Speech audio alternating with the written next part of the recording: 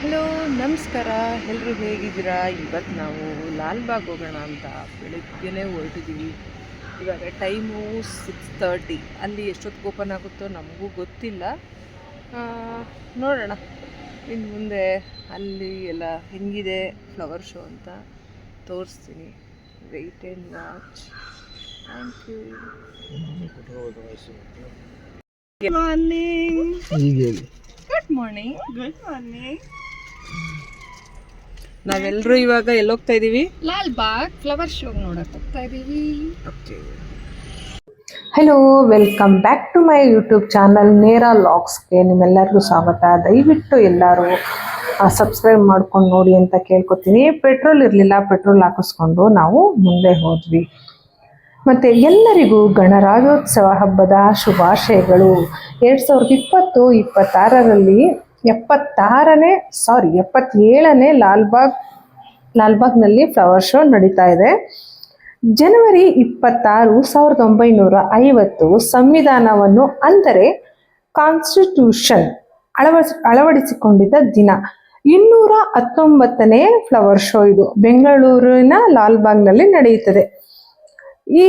ಇಲ್ಲೇನಂದ್ರೆ 2 ಟೈಮಲ್ಲಿ flower show ನಡೆಯುತ್ತೆ. ಒಂದು ಬಂದು August 15, ನೆಕ್ಸ್ಟು January 26 ಅಂದರೆ ಗಣರಾಜ್ಯೋತ್ಸವದ ದಿನ. ಇಲ್ಲಿ ತುಂಬ ಬಗೆಯ ಹೂಗಳನ್ನ ಇಟ್ಟಿದ್ರು. ನೋಡಲಿಕ್ಕೆ ನಮಗೆ ತುಂಬ ಅಂದರೆ ತುಂಬ ಖುಷಿ ಆಯಿತು. ನಮಗೂ ಯಾರೋ ಬೇರೆಯವ್ರು ಹೇಳಿದ್ದು. ಮತ್ತು ಎಂಟ್ರಿ ಬಗ್ಗೆ ನಿಮಗೆ ಹೇಳ್ಬಿಡ್ತೀನಿ. ಇಲ್ಲಿ ಎಂಟ್ರಿ ಟಿಕೆಟ್ ಬಂದು 80 ರೂಪಾಯಿ. ನಮಗೆ ಪಾಸ್ ಸಿಕ್ಕಿರೋದ್ರಿಂದ 3 ಜನಕ್ಕೆ ಪಾಸ್ ಇತ್ತು. ಇನ್ನೊಬ್ರಿಗೆ ನಾವು ಟಿಕೆಟ್ ತೊಗೊಂಡು ಬಂದ್ವಿ. ಆಚೆನೇ ಟಿಕೆಟ್ ತೊಗೊಳ್ಳೋ ಅಂಥದ್ದು, ಒಳಗಡೆ ಎಂಟ್ರಿ ಇಲ್ಲ ಅಂದರೆ.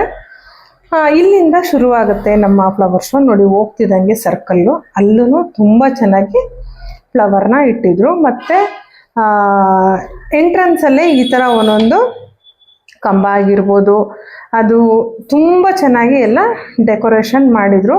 ನಿಜವಾಗ್ಲೂ ನಾವೇ ತುಂಬ ಪುಣ್ಯವಂತರು ನೋಡಿದವರು ಅಂತ ಅಂದ್ಕೊಂಡ್ವಿ. ಈ ಬೆಂಗಳೂರು ಟ್ರಾಫಿಕ್ಕಲ್ಲಿ ಓಡಾಡ್ಕೊಂಡಿದ್ದವ್ರಿಗೆ ಒಂಥರ ಕಣ್ಣು ಮನಸ್ಸು ಎಲ್ಲ ತುಂಬಿ ಬಂತು ಅಂತ ನಾನಿಲ್ಲಿ ಹೇಳ್ತೀನಿ. ದಯವಿಟ್ಟು ಯಾರೆಲ್ಲ ಹೋಗಿ ನೋಡಿಲ್ವೋ ಹೋಗಿ ನೋಡಿ ಅಂತ ಕೇಳ್ಕೊತೀನಿ.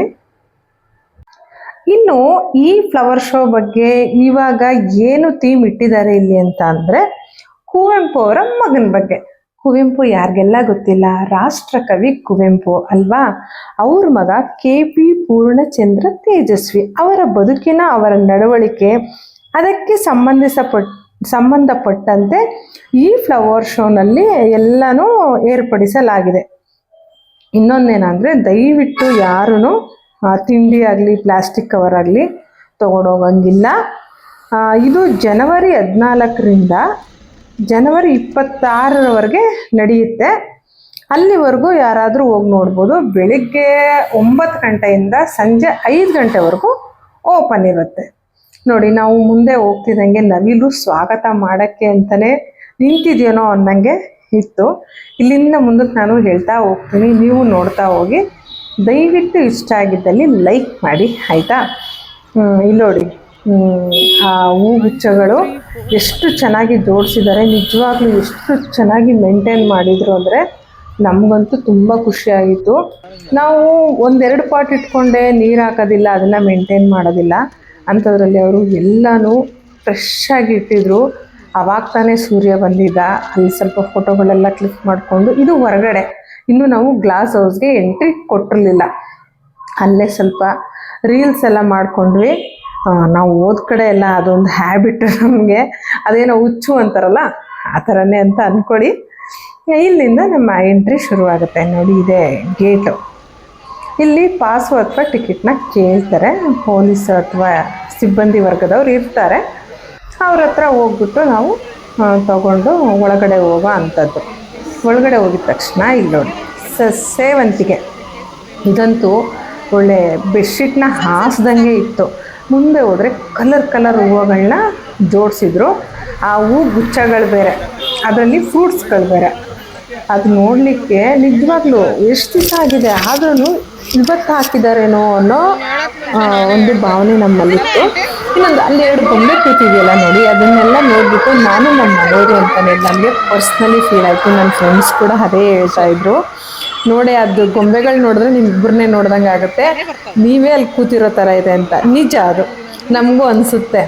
ಒಂದು ಮನೆ ಮುಂದೆಗಡೆ ಗಾರ್ಡನ್ನು, ಹಿಂದೆ ಬೆಟ್ಟ, ಅಲ್ಲೇ ಜುಳು ಜುಳು ಅಂತ ಹರಿಯೋ ನೀರು, ಯಾರಿಗೆಲ್ಲ ಇರಲ್ಲ ಅಲ್ವಾ?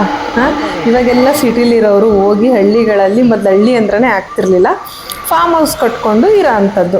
ಈಗ ಅದೇ ಥರ ಬಂತು, ಇವರು ಅದೇ ಥರ ಥೀಮ್ ಇಟ್ಟು ಮಾಡಿದ್ದಾರೆ ನೋಡಿ. ಅಂದರೆ ಒಳ್ಳೊಳ್ಳೆ ಫ್ಲವರ್ಸ್ ಇತ್ತು. ನಂಗೆ ನಿಜವಾಗ್ಲೂ ಅದ್ರ ಹೆಸರೆಲ್ಲ ಗೊತ್ತಿಲ್ಲ, ತಪ್ಪೆಲ್ಲ ಮಾಹಿತಿ ನಾನು ಕೊಡೋಕ್ಕೂ ಆಗಲ್ಲ. ನನಗೆಷ್ಟು ಗೊತ್ತು ಅಷ್ಟನ್ನು ನಿಮ್ಮ ಹತ್ರ ನಾನು ಹೇಳ್ಕೊತೀನಿ. ದಯವಿಟ್ಟು ತಪ್ಪಿದರೆ ಹೇಳಿ, ಆಯಿತಾ? ಮತ್ತು ಹಂಗೆ ಮುಂದೆ ಹೋದ್ವಿ, ಪ್ರತಿಯೊಂದು ಚೆನ್ನಾಗಿತ್ತು. ಆ ಮನೆ ಅಂತೂ ಆ ಫ್ಲವರಿಂದನೇ, ಕಲರ್ ಸೇವಂತಿಗೆಯಿಂದನೇ ಮಾಡಿದ್ದಂಥದ್ದು ಅದು. ಅದಂತೂ ತುಂಬ ಚೆನ್ನಾಗಿ ಬಂತು. ಅಂದರೆ ಏನು, ಆ ಬೆಳಗ್ಗೆ ಹೋಗಿರೋದ್ರಿಂದ ಬಿಸಿಲಿರಲಿಲ್ಲ, ಕ್ರೌಡ್ ಇರಲಿಲ್ಲ.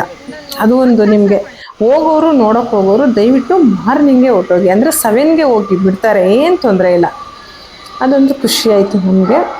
ಅಲ್ಲಿಂದ ಮುಂದೆ ಹೋದ್ವಿ. ಹಂಗೆ ಈ ಸೀಸನಲ್ ಫ್ರೂಟ್ಸ್ ಅಂತಾರಲ್ಲ, ಅದನ್ನು ಜೋಡಿಸಿಟ್ಟಿದ್ರು ಮೇಲಿಂದ ಕೆಳಗಡೆ. ಬಾಳೆಹಣ್ಣು ಬೇಕಾ, ಸ್ಟ್ರಾಬೆರಿ ಬೇಕಾ, ಬ್ಲೂಬೆರಿ ಬೇಕಾ, ಯಾವ ಥರ ಫ್ರೂಟ್ ಬೇಕು ನಿಮಗೆ, ಜಾಕ್ ಫ್ರೂಟ್ ಬೇಕಾ, ಆ್ಯಂಡ್ ತರಕಾರಿ ಆಲ್ಸೋ, ತರಕಾರಿ ಫ್ರೂಟ್ಸು ಎರಡನ್ನೂ ಜೋಡಿಸಿದ್ರು. ಅದನ್ನು ನೋಡಿಕೊಂಡು ನಾವು ಮುಂದೆ ಹೊರಟ್ವಿ. ಅಲ್ಲೇ ಒಂದು ಕೊಳ ಇತ್ತು ನೋಡಿ, ಅಲ್ಲಿ ಅವರು ಗಾಡಿ ಮೇಲೆ ಕೂತಿರೋ ಅಂತ ಆಗಿರ್ಬೋದು, ಆ ಚಿತ್ರ ಮಾಡ್ಯಾರಲ್ಲ ಅವ್ರಿಗೂ ಅಷ್ಟೇ ಹ್ಯಾಟ್ಸ್ ಆಫ್ ಹೇಳಬೇಕು. ತುಂಬ ಚೆನ್ನಾಗಿ ಮಾಡಿದರು. ನಾವು ಅಲ್ಲೇ, ಅಂದರೆ ಟೈಮ್ ಇತ್ತು, ಕ್ರೌಡ್ ಇಲ್ಲದೆ ಇರೋದ್ರಿಂದ ನಾವು ಆರಾಮಾಗಿ ಓಡಾಡ್ಕೊಂಡಿದ್ವಿ. ಕ್ರೌಡ್ ಇದ್ದರೆ ನಿಮಗೆ ಮುಂದೆ ಹೋಗಿ ಅನ್ಬೋದು ಅಥವಾ ತಳ್ಳ್ಬೋದು, ನುಗ್ಲಿರುತ್ತೆ. ಆ ಟ್ರ್ಯಾಕು ಕೂಡ ನೀವು ಅಬ್ಸರ್ವ್ ಮಾಡ್ತಾ ಇದ್ದೀರೇನೋ, ತುಂಬ ದೊಡ್ಡದಾಗಿ ಮಾಡ್ಯಾರೆ. ಇಲ್ಲೊಂದು ಪುಟ್ಟ ಆಫೀಸ್ನ ಮಾಡಿದರು, ಅದನ್ನ ನನಗದು ಕಣ್ಣು ಕಾಣಿಸ್ಲಿಲ್ಲ ಓದಲಿಕ್ಕೆ, ಬಟ್ ತುಂಬ ಚೆನ್ನಾಗಿತ್ತು ನೋಡೋಕ್ಕೆ ಅಂತ. ಖುಷಿ ಆಯಿತು ನೋಡಿಬಿಟ್ಟು. ಇನ್ನೊಬ್ಬರು ನಮ್ಮ ಜೊತೆ ಬಂದಿದ್ದವರು ಫ್ಲವರ್ ಶೋ ನೋಡೇ ಇರಲಿಲ್ವಂತೆ, ಅವರು ಅದೇ ಖುಷಿಯಾಯಿತು ನೋಡಿಬಿಟ್ಟು ಅಂತ ಅಂದರು. ಇನ್ನೊಂದೇನೆಂದರೆ ಸ್ಪೆಷಲ್ಲು, ಆ ಕಾರ್ನರು NCS ಅಂತ ಇದೆಯಲ್ಲ, ಅದು ಒಂದೊಂದು ಕಾರ್ನರಲ್ಲೂ ಒಂದೊಂದು ಕಲರ್ ಹೂಗಳನ್ನ ಜೋಡಿಸಿದ್ರು. ಕೆಲವು ಪಾರ್ಟ್ಸ್ ಎಲ್ಲ ಬಿದ್ದಿತ್ತು, ಯಾಕೆ ಅಂತ ನನಗೆ ಗೊತ್ತಿಲ್ಲ, ಬಟ್ ಎಲ್ಲನೂ ಅಚ್ಚುಕಟ್ಟಾಗಂತೂ ಕಾಣಿಸ್ತಾ ಇತ್ತು. ಆ ಪುಟ್ಟ ಬೊಂಬೆಗಳು, ಅಲ್ಲೇ ಹರಳಿರೋ ಅಂಥ ಹೂಗಳು, ಅವನ್ನೆಲ್ಲ ನೋಡೋಕ್ಕೆ ನಮಗೆ ಭಾಳ ಅಂದರೆ ಭಾಳ ಖುಷಿಯಾಯಿತು. ಬೆಳಗ್ಗೆನ ಹೊತ್ತು ಯಾವುದೋ ಒಂದು ಟೆನ್ಷನಲ್ಲಿರೋರಿಗೆ ಒಂಥರ ಈ ಫ್ರೆಶ್ ಫೀಲ್, ಗಾಳಿ ಆಗಿರ್ಬೋದು, ಆ ಸ್ಮೆಲ್ ಆಗಿರ್ಬೋದು, ಅದನ್ನೆಲ್ಲ ನೋಡ್ತಾ ಇದ್ದರೆ ಖುಷಿಯಾಗುತ್ತೆ ನೋಡಿ. ಇಲ್ಲಿಂದ ನೋಡ್ಕೊಂಡು ಹೋಗಿ ನೀವು, ಪ್ರತಿಯೊಂದು ಬೊಂಬೆಗೂ ಒಂದೊಂದನ್ನು ಇಟ್ಟಿದ್ದಾರೆ. ಒಂದು ಕ್ಯಾಮ್ರಾ, ಒಂದು ಲ್ಯಾಪ್ಟಾಪ್, ಒಂದು ಗಾಡಿ ಓಡಿಸೋ ಅಂಥದ್ದು, ಎತ್ತಿನ ಗಾಡಿ. ಅದು ನಮಗೆ ಓದೋಕ್ಕೆ ನಿಜ ಟೈಮ್ ಇರಲಿಲ್ಲ, ಯಾಕಂದರೆ ಕೆಲಸಕ್ಕೆ ಬರೋ ಟೈಮ್ ಆಗೋಗಿತ್ತು ಕೆಲವ್ರಿಗೆ, ಹಾಗಾಗಿ ನಾವು ಬೇಗ ಬರೋ ಅಂಥದ್ದಿತ್ತು. ನಾನು ಹೇಳಿದ್ನಲ್ಲ ಆವಾಗಲೇ, ಕಾರ್ನರಲ್ಲಿ ಬೇರೆ ಬೇರೆ ಥರ ಹೂವು ಇಟ್ಟಿದ್ದಾರೆ ಅಂತ ಇದೆ ನೋಡಿ. ಇನ್ನೊಂದು ಕುವೆಂಪು ಅವರು ಕಂಪ್ಯೂಟರ್ನಲ್ಲಿ ಕನ್ನಡ ಮಾಧ್ಯಮ ಬೇಕೇ ಬೇಕು ಅಂತ ತಂದ್ರಂತೆ, ಅದನ್ನು ಇಲ್ಲಿ ಬರೆದಿಟ್ಟಿದ್ರು. ನಾವು ನೋಡಿಕೊಂಡು ಹಾಗೆ ಮುಂದೆ ಹೋದ್ವಿ ನೋಡಿ, ಎಷ್ಟು ಚೆನ್ನಾಗಿದೆ.